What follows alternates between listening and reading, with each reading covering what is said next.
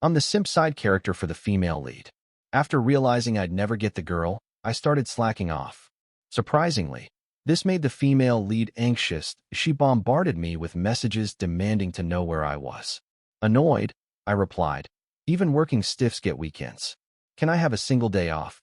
She responded with a single question mark. Then, "Well, consider that skipping class." Seriously? The simp side character has to attend advanced physics? Groaning, I reluctantly dragged myself out of bed, grabbed my textbook, and rushed to class. The system only told me to be her simp, that it never said anything about studying. Damn it, I failed physics last time I lived. Do I have to go through this again? Physics and I are mortal enemies. In the classroom, Clara Bennett, with her high ponytail, gave me a cold glance. Her voice was crisp and clear. "Liam, you're late again." I forced a conciliatory smile. "Sorry, class president. I thought we didn't have class today." Thankfully, she didn't press the issue, just pointed to the empty seat beside her, silently ordering me to sit down. Clearly, she was determined to prevent me from goofing off. I remember the day I first transmigrated into this book. The system gave me two choices: simp side character or evil villain. After skimming the plot, I saw the villain had way too much screen time, so I instantly chose the simp route. I figured one day simping, one day off wasn't a bad workload, that I was pretty satisfied with the gig. Turns out, the system meant every single day before the male lead shows up, I have to revolve around the female lead, acting like a lovesick puppy. I calculated that the male lead wouldn't appear for another year, and I instantly despaired. Worse, I had to be glued to the female lead side for that entire year. That's a 24/7 job. I need a raise. The longer the class dragged on, the more resentful I became. After all, who actually likes the class president, even if she's beautiful? Clara Bennett, sitting beside me, nudged my arm, reminding me to pay attention. Her profile was soft, bathed in a gentle halo from the sunlight. As a sucker for pretty faces, I couldn't resist. My gaze lingered on her face. She shot me a glare and went back to taking notes. So petty. After class, I was about to bolt when she called me back. "Liam, your physics grades are terrible. You're gonna fail at this rate." I cursed inwardly. If the system hadn't forced me to be a simp, I'd be off in another world as a top student. Who wants to suffer like this? I kept my head down, silent. Clara Bennett sighed. "What are you even thinking about? You're never focused in class." I looked up, meeting her eyes directly. "Thinking about you." She froze. I continued. "Thinking about how beautiful you are, and how I can't concentrate on anything else." Clara Bennett's face flushed crimson. She raised her hand as if to hit me. I dodged quickly and took off running. For the next few days, I steered clear of the female lead. I'd known Clara for years and had her personality pegged. Elegant and refined on the surface, underneath it all, a classic spoiled rich girl. The day I confessed my feelings to her, my system points unexpectedly skyrocketed. That's when I realized I lost points for not being around her, constantly reminding her of my existence. Before, I only earned 1 point a day, but when my score suddenly jumped by 20 points a few days ago, I started slacking off. At this rate, I'd soon achieve my dream life of blissful inactivity. Now, after 10 days of holing up in my dorm, my points are about to hit 0. Scrolling through my phone on my bed, I sighed in boredom. Just then, someone from Clara Bennett's circle posted a birthday invitation. Guess I had to show my face and earn some points. I arrived a little late. Pushing the door open, I saw Clara surrounded by a crowd. Someone spotted me and started teasing. "Oh look, Clara's little puppy dog is here." Called it that wherever Clara is, Liam's sure to be close behind. "He owes us a drink." The others chimed in with laughter. Clara's got all the luck with the guys. My reputation as Clara's #1 fanboy preceded me, although it wasn't exactly something to be proud of. I took a moment to compose myself, putting on a wounded yet resilient expression as I quietly found a corner seat. My persona of the hopelessly devoted, unrequited lover was firmly in place. Today's mission: score some points. The system was practically buzzing with impatience. At this rate, when will you ever complete the mission? Sipping my juice, I said nonchalantly, "The male lead doesn't show up for another year. What's the rush?" Someone mentioned Clara's "one that got away," triggering a wave of wistful sighs that many present had apparently harbored a crush on the aforementioned male god. Clara seemed preoccupied, accepting every drink offered to her. As someone approached with another glass, I watched from the sidelines. The system suddenly chimed in. "Aren't you Clara's biggest fan? Why are you just standing there?" I sighed, stepping in front of Clara. "Everyone, Clara's not feeling well tonight. I'll take that for her." I raised my glass elegantly. Clara paused. Then a small smile played on her lips. "Who said I couldn't drink?" She snatched the glass from my hand and downed it in one gulp, then refilled it and offered it back to me. "Liam, you're not scared, are you?" The room erupted in gasps. I accepted the glass, clinked it against hers, and drained it in one go. Another round of cheers followed, everyone egging us on. "Get together! Get together!" The alcohol hit me quickly. I swayed, leaning against her shoulder. "Clara," I murmured, feigning drunkenness. "I think I'm actually a little dizzy." The karaoke room suddenly fell silent. From a corner, someone muttered, "Thought he could hold his liquor." Someone nearby whispered, "You don't know he's the type who could down a whole bottle." The voice was soft, and others didn't notice. Clara Bennett, supporting me, hesitated for a moment, then sighed softly. "I'll take him home." As she helped me out, murmurs faintly drifted from behind. "That guy's lucky. Sis Bennett is actually seeing him off herself. When have you ever seen Sis Bennett care about anyone else?" In the parking lot, I was actually just pretending to be drunk at first, but her perfume really smelled nice. And with staying up all night gaming yesterday, I unknowingly drifted off for real. The next day, because I overslept, Clara Bennett marked me absent. I took out my little notebook and jotted down this debt, waiting to see how I'd mess with her when she falls in love later. Mess with her? I thought about it, then took out my phone to browse her chat history. These ambiguous messages that when the male lead sees them, he'll definitely be jealous. I smirked to myself. Even as a stumbling block, I'll have my pride. "What are you grinning at?" Clara Bennett's voice suddenly sounded. I stiffly turned around and saw her standing there holding books, her face cold. I laughed awkwardly. "Hey, what a coincidence," she said coldly. "I was passing by and saw you here alone. Afraid you were up to no good again. I took the opportunity. Then can you not mark me absent? That's a separate matter. Since you're so heartless, then I won't bother you anymore." She snorted softly. "Playing pitiful won't work. You deserve your unrequited love." I lowered my head. "All right, accept my fate. Being a simp is pretty carefree. Simp when you want, and take a break for a few days when you don't." Seeing me like this, her gaze turned even colder. She gritted her teeth and said, "Is the confession thing just over like that?" My eyes lit up. "Could it be you want to say yes to me?" I quickly leaned closer. She glanced at me with disgust and snorted. "This is school. Behave yourself." This was the first time Clara Bennett looked at me with that kind of gaze. I suddenly realized I really was just a simp. I silently packed up my bag, turned around, and left. My heart ached, but I didn't want her to see it. Without saying goodbye, I went back to the dorm alone. Even simps get sad. I don't want to see her at all right now. Out of spite, I hadn't reached out to Clara Bennett and even found myself a tutor to a senior student.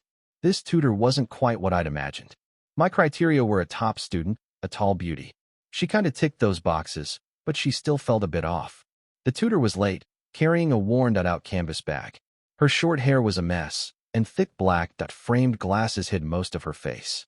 She gave off an unkempt vibe, beautiful yet sloppy. Can you picture it? "Hi, I'm Victoria. Sorry I'm late, but the subway had issues today." And she also had this stay-away vibe. Her words were practically ice-cold. "Wait, Victoria? Why does that name sound so familiar?" Staring at this ice-cold, impoverished-looking college student in front of me, I was speechless. The system had mentioned that this deeply scheming villainous supporting character only ever had feelings for the gentle and wealthy male lead, and my role as her sidekick was to help her drug the male lead. Once the mission is complete, I'll be free. Looking at the villainous supporting character's icy face, I secretly gloated. Male lead, just you wait.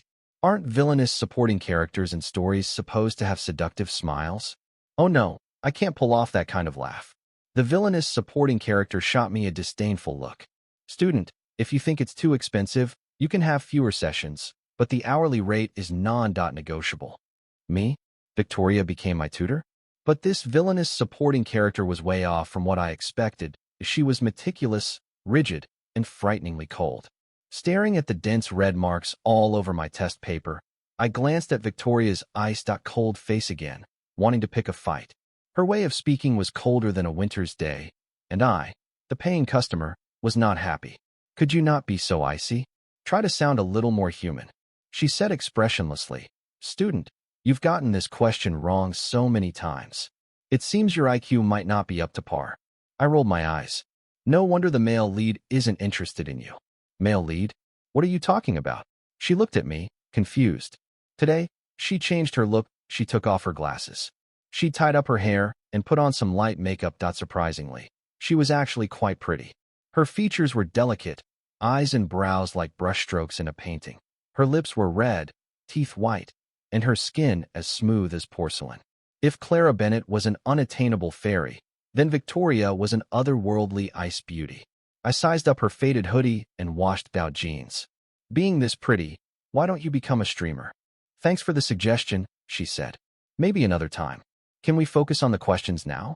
I'm on a schedule that I still have to go work at the bubble tea shop. Oh, just as I finished the last problem and stretched, I looked up and locked eyes with Clara Bennett. She was clutching a workbook in her hand, staring intently over here, her gaze making me intensely uncomfortable. In that moment, I felt like a cheating scumbag caught red-handed. After a few seconds of staring, she shoved the book onto the shelf and walked away without looking back. My heart sank. Was she jealous? Wait, why would she be jealous? What grounds did she have? Victoria Taylor finished writing the last formula, glanced up at me, and said, Pretty girls are nice to look at, but physics is a better investment of your time.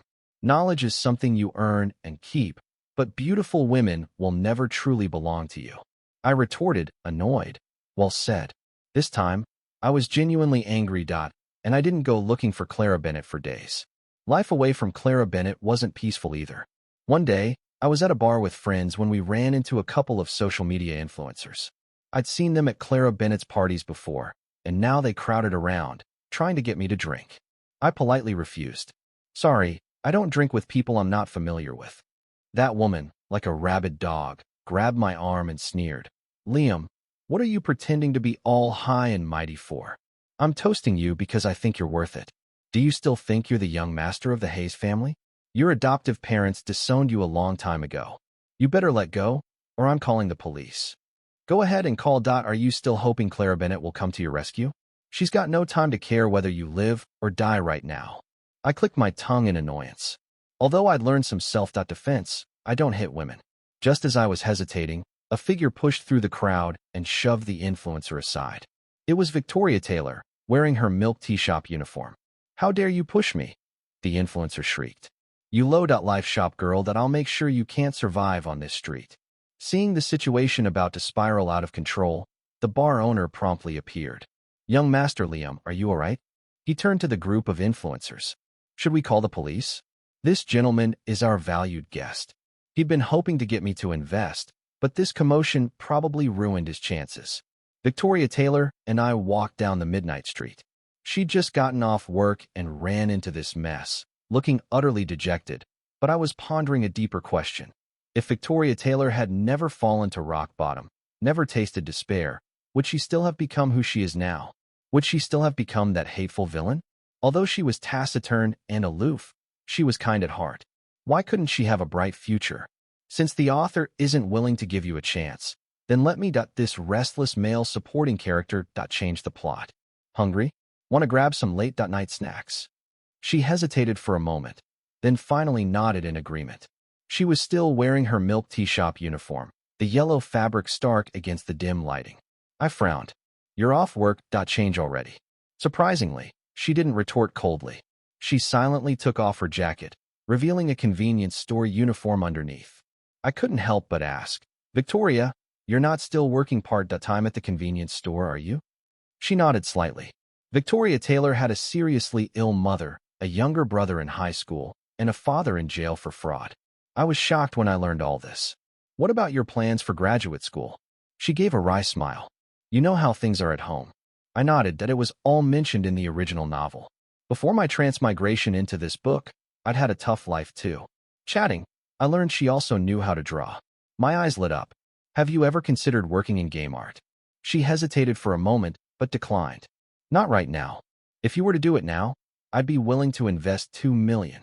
Her face changed, and she said seriously, "Young Master Liam, I've offended you in the past. Please forgive me." I decided to invest 2 million in Victoria Taylor. Although it was just pocket change to me, if it could help change her life, why not give it a shot? Clara Bennett stopped coming to see me. At first, I didn't think much of it, but 10 days later, my system points were running out, and I started to panic. I wanted to ask around about Clara Bennett, but her girlfriend hemmed and hawed for a while, only saying that she'd gone abroad. So she went abroad. It's not like it's a life or death situation. So what's with all the fuss? Clara Bennett going abroad was actually expected. After all, in the original novel, she was a rich, beautiful woman who returned from studying abroad. But her leaving like this, making it impossible to contact her, was unexpected. When Mrs. Bennett called, I was drowning my sorrows at a bar. After simping for so long, I had to let loose a little. I froze for a second when I saw the phone screen, then hurried outside. After all, I'd played the innocent guy for so long. I couldn't let my mask slip now. "Liam, have you been in touch with Clara lately?" I scratched my head and honestly replied, "Auntie, we've had some disagreements recently." She was clearly taken aback and said in surprise, "No wonder she's been acting a bit off lately." "Well, you see, Clara wants to study abroad. Her dad is being very firm, said some harsh things, and things have been very tense between them. I hope you can help talk some sense into her. Let me know if you hear anything." Then she transferred some spending money to thank me, adding, "Just let me know if you need anything." My phone buzzed, and I opened it to see wow, 2 million. "Count on me, Auntie," I chirped, beaming. "Then I'm leaving it in your hands, Liam. 2 million for playing along. Not a bad deal." Clara Bennett's family dynamic was quite unique. Her parents had a great relationship, but lived apart for work. Clara was the only child in the Bennett family, and Mrs. Bennett had always envisioned her taking over the family business. The old man expected her to step into the CEO role right after graduation, but who knew this girl would insist on going abroad for further studies?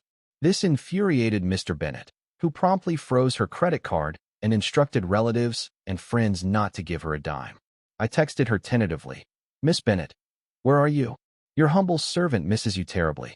She replied with a video clip, me in a flashy shirt, swaying drunkenly at a bar. I sighed, rubbing my forehead. This girl had connections everywhere. I quickly sent a voice message. "Hey, miss, just tell me where you are, please." Her voice sounded sleepy. "What is it? You want to apologize in person? Give me a chance." She sent me a location. And to my surprise, she'd moved to an old, rundown neighborhood in the suburbs. Pushing open the door, the place was so bare it was heartbreaking. I couldn't help but blurt out, "Is it really this tough?" She seemed unfazed, handing me a bottle of water. "Saving up for studying abroad. Have you eaten?" I nodded, watching her expertly prepare instant noodles. From tearing open the packet to adding the seasoning, it was all done in one smooth motion. It tugged at my heartstrings. When had I ever seen Miss Bennett endure such hardship? Thinking about her father always in meetings, her mother constantly busy with charity work, and her Aunt Jet setting around the world, the whole family lived in the lap of luxury, yet she was the one suffering. It was just too much. Staring at her bowl of noodles, I suddenly said, "Hey, can I have a bite?"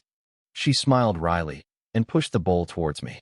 Eating those noodles, I silently cursed myself for being even more of a jerk.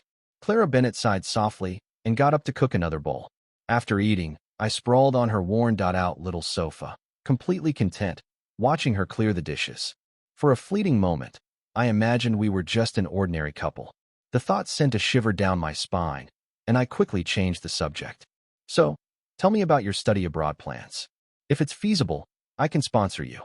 The 2 million her mother gave must have been hoping I'd help her out. Clara Bennett looked up at me, a knowing smile playing on her lips. "You think I'm that hard up? I've actually done pretty well with investments and finances these past few years, saved up a bit of money." I opened my mobile banking app to show her, and she was stunned, looking me up and down. Did she think I was just a simp, a useless idiot? Ever since I transmigrated into this book, besides trying to gain points with the female lead, I'd spent most of my time managing my finances. I said with a bit of smugness, "You want to study abroad now, and I happen to be interested in sponsoring you. In this situation, I'm probably the only one who dares to invest in you, right? But let's be clear that I can fund your study abroad expenses.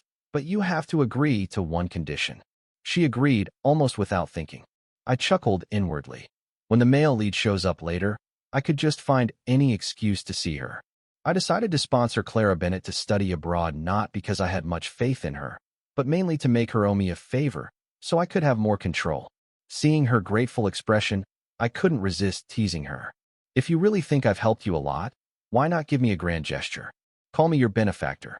The result was a loud thud, and I was kicked out the door. At that time, I hadn't realized how serious things were. In the book, Clara Bennett never went abroad to study that after getting her master's degree. She directly took over Bennett Group and became the new generation head. But this one in front of me insisted on going her own way, determined to study abroad. I could only comfort myself that there must be many side plots in the novel. As long as the main direction doesn't change, I'm just waiting for the male lead to appear now, then send him to the villainous female supporting character's bed, and my part will be over. Thinking of this, I couldn't contain my inner anticipation. Where would that charming male lead be right now? Should I ask someone to inquire about his news? Forget it, save money where I can. Hanging out with Clara for so long, I'd also learned to be frugal. Recently, I'd been tight on cash and was thinking about selling a few luxury watches when I unexpectedly ran into my nemesis. He swaggered over, wrist flashing his limited edition watch, and gave me a disdainful look. Isn't this young Master Hayes? Fallen from grace, now reduced to pawning stuff? I couldn't be bothered to argue with him and continued to haggle with the shop boss. This watch is still in its original packaging. Can you add a little more? The owner said with difficulty. At most, I can add another 500. Seeing that I ignored him, my nemesis got even more aggressive. Beg me, and I'll take them all for 300,000. It's better than you selling them off cheap, right? Without another word, I thrust the watch in front of him. Please, sir, I'm begging you. He stomped his foot in frustration. Liam, you're so spineless that no wonder Clara Bennett looks down on you. I almost blurted out, as if she'd ever look at you, even if you did have a spine. But for the sake of the sale, I forced a smile. Yeah, she's never been interested in guys like me. That seemed to hit a nerve. He looked at me with a complicated expression, a flicker of guilt in his eyes. Seeing him hesitate, I pressed, so are you buying it or not? If not, I'll find another buyer. He gritted his teeth, scanned the QR code, and turned to leave, not forgetting to remind me to deliver the watch to his house. 300,000 richer, I was in such a good mood that even the stray cats on the street looked adorable. The watch dealer gave me a knowing look. So I'm just a pawn in your game, huh? I quickly reassured him. These are just ordinary pieces. I have plenty of better stuff at home. I'll invite you over to take a look sometime. He actually took me up on the offer. He went to my place, took one look, and practically ran out covering his eyes. Next time you have any of this ordinary stuff, remember me. This level is about all I can handle. I touched my nose awkwardly. Definitely. My nemesis posted about me selling watches on his social media, and somehow it got back to Clara Bennett. She showed up at my door in the middle of the night, clutching a bank card. Seeing how exhausted she looked, I teased. Out this late? Don't tell me you picked up a night shift? She ignored my jab, her eyes filled with a complex emotion I chose to interpret as concern. This is my scholarship money. Take it. I don't want you selling things anymore. I paused, then said softly, you don't understand that flipping watches is a good business right now. It's like girls flipping designer bags. The air suddenly went still. Clara Bennett looked utterly drained, like she'd just pulled an all-nighter at the library. Seeing how tired she was, I hesitantly invited her in to rest. To my surprise, the princess actually agreed. It's too expensive to take a cab this late, she explained. TSK. Looks like she's starting to understand the value of a dollar. Victoria was a rising star in the business world now. 3 months after my investment, her game went viral, and I made a killing. Counting my dividends, I messaged her, thinking about increasing my investment, but you need to focus on games for female players. Staring at the typing indicator on the screen, I anticipated her reply. Just then, Clara Bennett coughed softly. I looked up to see her standing there in my pajamas, her cheeks flushed. Her flushed cheeks filled my vision, and I couldn't help but scrutinize her from head to toe, swallowing hard. I didn't bring a bra, Clara said awkwardly. I stammered. Maybe I could buy you one. On the way back, I secretly regretted it. What was I doing, lusting after the female lead like that? I was being way too pathetic as a simp. Maybe I should find a girlfriend to distract myself, save myself from thinking about nonsense all day long. When I returned, I even picked out a comfortable nightgown for Clara. This young lady really didn't consider herself an outsider, drinking craft beer and taking a call. I faintly heard her angry voice. Why should I listen to your arrangements? Don't I deserve to live the life I want? At that moment, I suddenly understood that even if she was just a character in a book, she still had independent thoughts and aspirations. That she was more than just a fictional role. She put down the phone and took another swig of craft beer. I walked over with the shopping bag, looking at her watery eyes, and teased, "Missy drinking alone?" She couldn't help but smile, her usually aloof, almond-shaped eyes filled with laughter, and I seemed to see my own reflection in them. "What nonsense are you thinking about all day?" Gazing at her rosy lips, I blurted out, "I want to kiss you."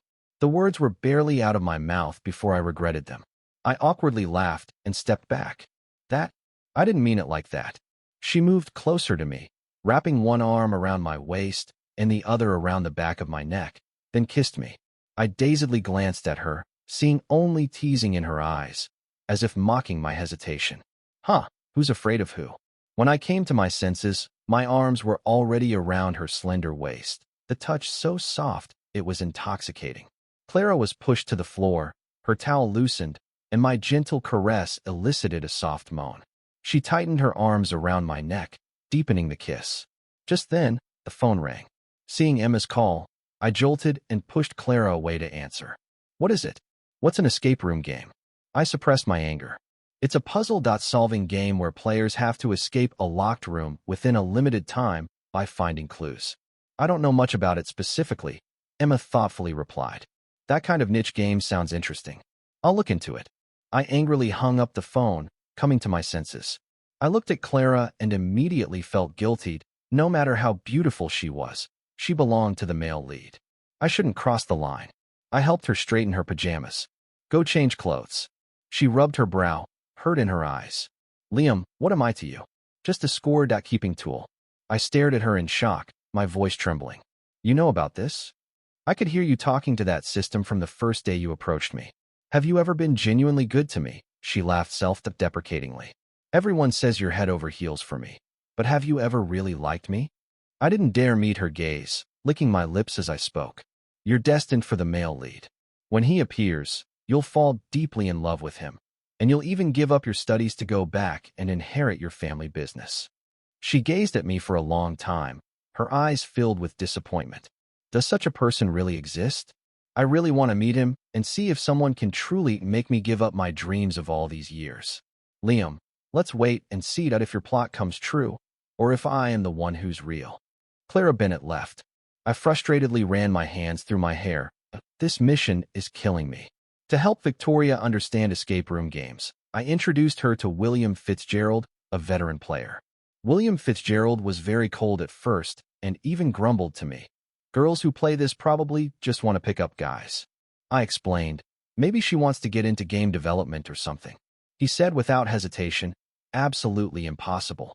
Sometime later, I contacted William Fitzgerald to buy watches, but he said he was busy guiding Victoria and playing games and wasn't taking orders for the time being.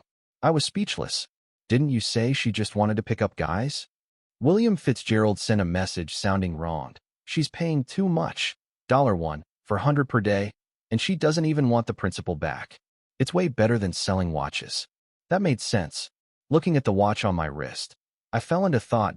Should I open my own second-hand watch shop? Nah, opening a shop is too tiring. It's better to find a chance to cooperate with William Fitzgerald and expand the second-hand watch business. Just as I was thinking this, the system suddenly reminded me. The male lead has arrived on the scene. They will meet today. My heart tightened that the story was finally about to unfold. Clara Bennett had met her destined person, and I could finally retire with mission accomplished. I should be happy, but why did I feel so sad in my heart? A few days later, William Fitzgerald complained to me. "I'm going to have to do both. That business is exceptionally good, especially with those watches of yours. As soon as they come in, they get snapped up." When Victoria's first escape room game was launched, the response was unexpectedly good. When I attended the shareholders' meeting, I bluntly pointed out the flaws in their marketing and promotion strategies. Victoria took my suggestions seriously and wrote them down. Once everyone else had left the meeting room and it was just the two of us, I hesitantly asked, "Do you have a white moonlight? Someone you could never forget?" A flicker of confusion crossed her bright eyes. "Is this some kind of new game plot setting?" I changed my approach and probed. "How about acting out a scene where someone gets drugged? Just to experience life." She looked at me with a hint of helplessness. "If you're bored, why don't you take over my work and let me go relax for a couple of days?" I wasn't giving up. "Really not even a little bit interested, Victoria? Even though you're a major shareholder. If you're serious, I'll have to call the police." Me. This ruthless villainess is actually saying she'll call the police on me? Is the script wrong? Who's the bad guy here anyway? Victoria looked at me apologetically. "You know I'm a law-abiding citizen." This villainess is infuriatingly righteous. Looking at this positive and upright villainess, I felt genuinely relieved that being proper is good, very good. To prevent her from suddenly having a drastic personality change, I continued to probe. "Have you really never had a crush on anyone?" "Someone juggling 3 jobs doesn't have time to think about romance," she said with a hint of self-deprecation. Good, good, good that being busy is good. Now that I didn't have to follow the plot for a while, I started focusing on studying entrepreneurship. I plan to establish a venture capital firm. One person's power is ultimately limited, but if we can gather the wisdom of more people, the returns should be even greater. I needed to find a partner, and after repeated screening within the circle, I finally settled on Alex. The reason I chose him is simple. This guy has money, resources, and principles. The only downside is that our relationship isn't very harmonious. But who am I? I've seen the ups and downs of human relationships since I was a child that I have plenty of ways to improve our relationship. When I was 13, my parents took me for a medical checkup and accidentally discovered that our blood types didn't match. After a thorough investigation, they found out I wasn't their biological son. They kept this a secret, and while searching for their real son, they became increasingly cold towards me. When I was in 10th grade, I was falsely accused of bullying a classmate, and it blew up into a huge scandal. That's when my adoptive parents severed ties with me. They sent a fixed sum of money every year, but never asked about my life anymore.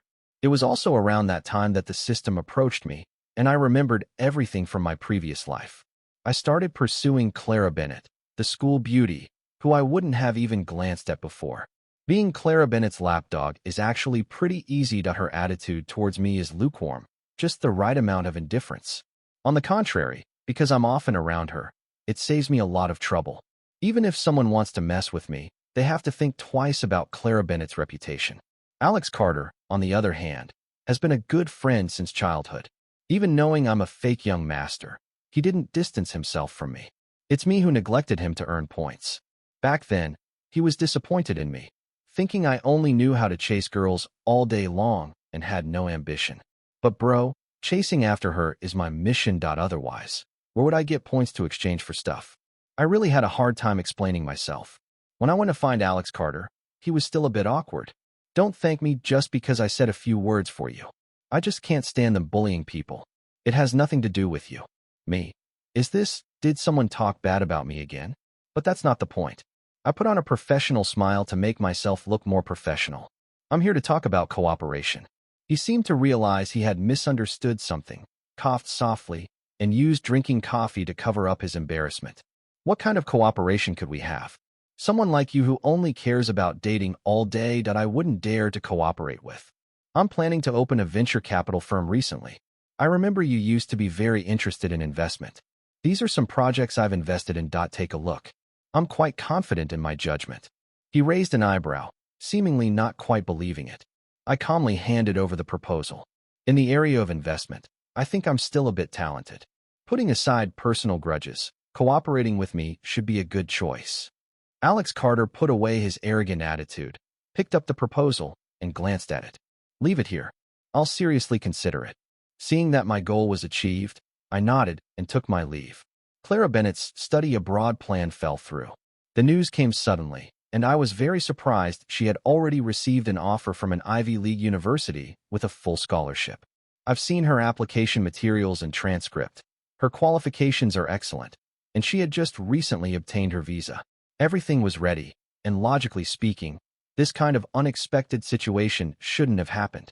Clara Bennett's best friend hesitated for a long time before saying, "Liam, go see her. She's been preparing for this opportunity for years, and I'm worried she can't take this blow." I knew my eyelid had been twitching lately. Turns out it was because of something this big. Whether Clara Bennett is okay or not, I don't know, but I'm so angry I'm about to explode. I won't let her do anything stupid. Throwing down those words, I immediately booked a flight to Springfield. I was incredibly worried about Clara Bennett. Unable to reach her by phone, I resorted to asking the system for help. After a moment's hesitation, it revealed her location. The mission wasn't complete after all, and I was still her devoted follower. I found her sitting alone on a rooftop, lost in thought.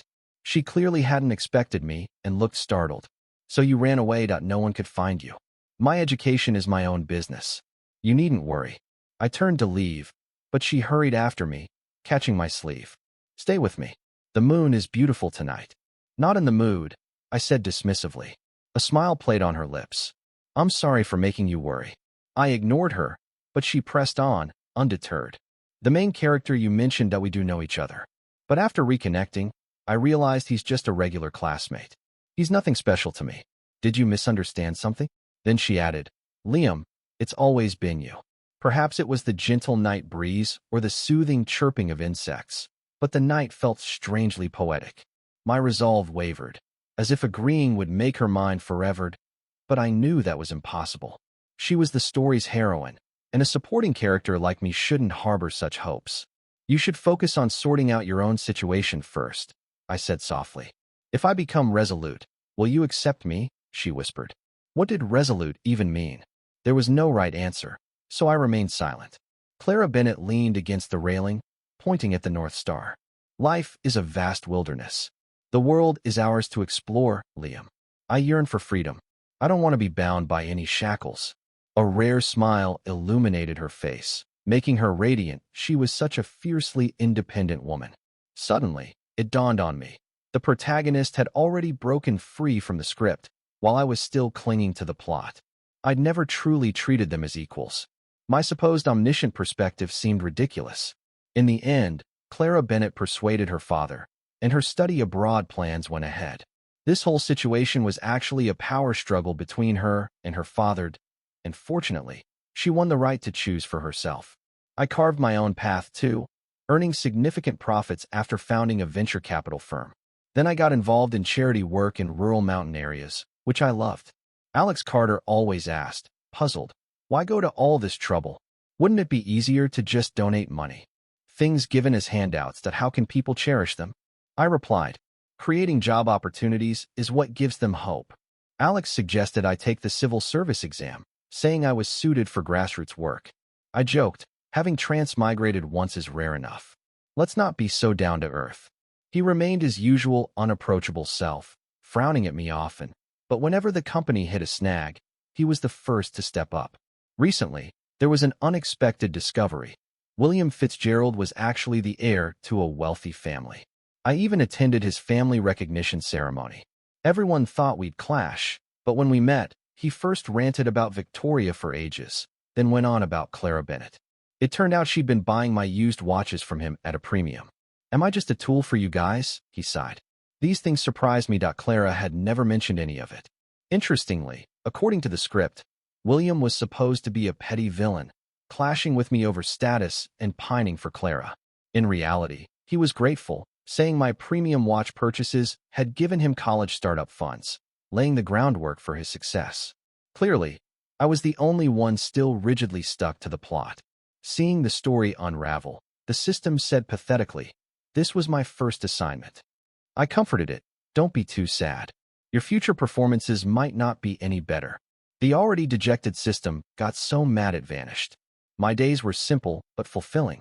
Occasionally, when I visited Clara's city, we'd have dinner. One business trip to the US, I stopped by her lab and caught her heading to chair a meeting. In a lab coat and delicate gold-rimmed glasses, she exuded intellectual elegance. And it hit me. Wasn't she the ideal partner I'd always looked for? I remembered high school, chatting with Alex about admiring artists, especially elegant painters. The words barely left my mouth when I noticed Clara behind me, walking past with a cold expression. Back then, I was just starting to pursue her, too shy to face her, so I avoided her for ages, chasing her while pretending to fawn over others. How hypocritical I'd been. She probably saw right through me now. Clara gave me a sweet smile. Wait 30 minutes. I nodded, and she led me to her lounge. A thrill shot through me. Before we arrived, I overheard guys around the corner. Miss Bennet actually has a boyfriend? No way she ignores us but smiles like a flower around him. What a difference. Clara appeared behind them, voice icy. David, the lab needs cleaning. You're in charge. She settled me in, then left for her meeting, ignoring the dumbfounded guys. The system, silent for ages, suddenly spoke. That one is the male lead. The story has completely derailed. Its tone was flat. I must inform you. Due to mission failure, you are now permanently bound to this world. I didn't mind that my assets here were greater than in the real world. After saying goodbye to the system, a vague loss washed over me, but drowsiness soon took over. I slept soundly, dreaming she asked, "Would you like to see my lab?" I chuckled. Wouldn't that be inappropriate? A soft laugh echoed, and I opened my eyes to find her leaning over me. What sweet dreams. You were smiling so much. I couldn't tell if I was awake or dreaming, but my hand instinctively pointed to her study. Can I see your lab? Just then, Clara's father arrived. Facing the imposing Mr. Bennet, I froze. That was this the obligatory disapproving parent scene? He slid a document toward me. Liam, this is 10 of Bennet Group's shares. I'd like to make a deal. I pretended to consider. This proposal isn't entirely unreasonable. When Clara returned, I was sipping fresh tea with her father. Without a word, she pulled me up, acting as if I'd committed a crime by having tea. Dad, please don't interfere in my love life. Liam, did he bribe you? I'll double whatever he offered. I feigned hesitation. Are you sure? Mr. Bennet is offering 10 of Bennet Group stock. Clara fell silent. She knew how significant that was, that she and her mother combined held less than 8. Her eyes welled up. Even working 50 years, she couldn't save that much. Are you really going to give up on us? She said, looking pitiful. Your dad's condition is for me to marry you and take over Bennet Group. I burst out laughing. Clara's face shifted instantly. She lunged forward, hugged her father, and rubbed her face against his suit. Mr. Bennet, startled by the sudden affection, hurried to straighten his clothes. Clara Bennet, don't be childish. Her mother emerged from the corner, catching on. Old Bennet, are you testing us, mother and daughter? Mr. Bennet straightened his tie, calm. Otherwise, how else would I get you two to visit the company more often? Watching their harmony, I smiled sincerely. Maybe spending life with Clara really was a good choice.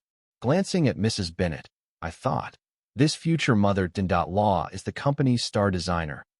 How can I let her waste talent binge watching dramas? Extra chapter. On Victoria and William Fitzgerald's wedding day, I was the best man. When William recited his vows, he cried so hard Victoria had to wipe his tears, and the scene warmed me. I texted Clara immediately. I want this for us too. 6 months prior, William's family had pressured him into a blind date with a rich heiress. He refused, getting put under house arrest. Victoria noticed, rescued him, and he seized the chance to confess. Their relationship moved fast, making me envious. That night, Clara rushed back from Newport, asking tentatively, "When are we getting married?" I sized her up. "Only if you put on the crystal necklace I gave you and show me." She agreed, instantly, unaware it was a custom engagement necklace. A month later, she returned from a trip. I picked her up at the airport, and hugging her, felt something hard under her clothes. "What's that?"